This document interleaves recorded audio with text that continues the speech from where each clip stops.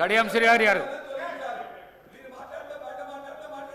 కడియం శ్రీ మీ స్థానాలలో కూర్చోండి please please please please అధ్యక్ష మీ స్థానాలలో పోయి కూర్చోండి మీ స్థానాలలో పోయి కూర్చోండి ప్లీజ్ ప్లీజ్ ప్లీజ్ ప్లీజ్ వెళ్ళకు రావద్దు దయచేసి ఈ ప్రాక్టీస్ బాగలేదు వెళ్ళకు రావద్దు ప్లీజ్ అధ్యక్ష గౌరవ ముఖ్యమంత్రి గారు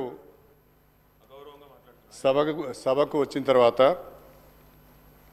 నిన్న మేడిగడ్డలో జరిగింది కానీ లేదా నల్గొండలో జరిగిన విషయాలపైన కృష్ణానది జలాలపైన గోదావరి నది జలాలపైన శ్వేతపత్రము పెడతామంటున్నారు. తప్పకుండా ఆ శ్వేతపత్రం చర్చలో మేమందరం కూడా పాల్గొంటాం అధ్యక్ష. అన్ని విషయాలను కూడా మనము చర్చించడానికి అవకాశం ఉంటుంది. కానీ ముఖ్యమంత్రి గారు వాడే భాష పట్ల మాకు అభ్యంతరం ఉన్నది అధ్యక్ష. ఇప్పుడు ఇక్కడ అధ్యక్ష నేను ముఖ్యమంత్రి గారికి ఒక చిన్న సూచన.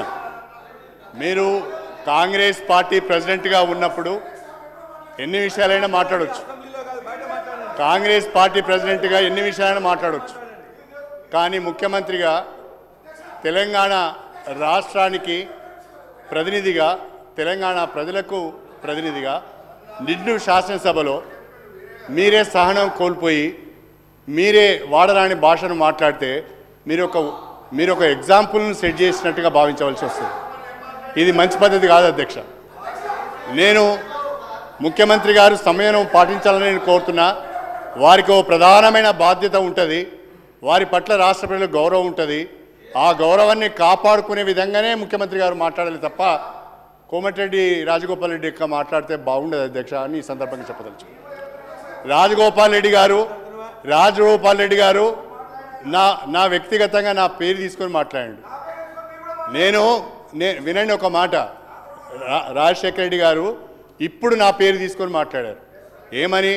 నేనెవరినో చీట్ చేశానని, నేనెవరికో మోసం చేశానని. అసలు కాంగ్రెస్ పార్టీకి చీడ పురుగు నువ్వు, కాంగ్రెస్ పార్టీని చీట్ చేసింది నువ్వు, కాంగ్రెస్ పార్టీని నాశనం చేసింది, కాంగ్రెస్ పార్టీ